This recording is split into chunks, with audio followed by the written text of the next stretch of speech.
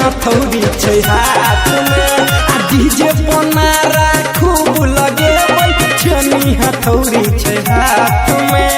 केने छियन तिलक सुन मितार बाबाजी माथ में आ डीजे पनारा खूब लगेबै छेनी हथौड़ी छै हाथ में आ डीजे पनारा खूब लगेबै छेनी हथौड़ी छै हाथ में।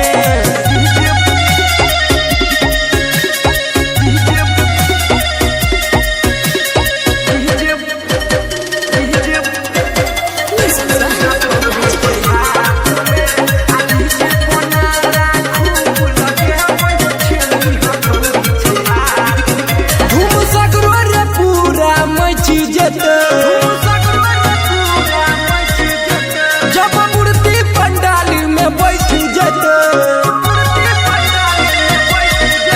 धूम सगरो रे पूरा मच जते जब मूर्ति पंडाल में बैठ जते पूजा हम करेबै सुन सुबह और शाम में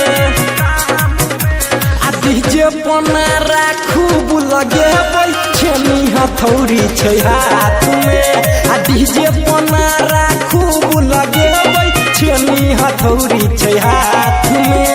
राज रिकॉर्डिंग स्टूडियो रामपट्टी।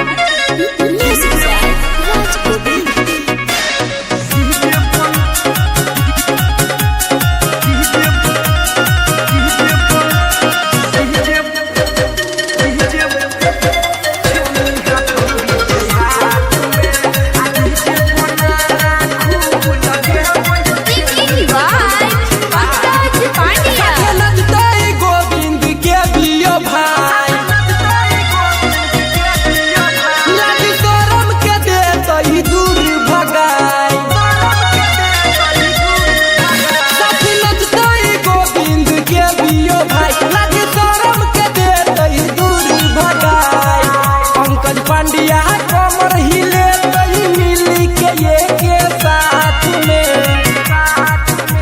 आ डीजे पनारा खूब लगेबै छेनी हथौड़ी छै हाथ में आ डीजे पनारा खूब लगेबै छेनी हथौड़ी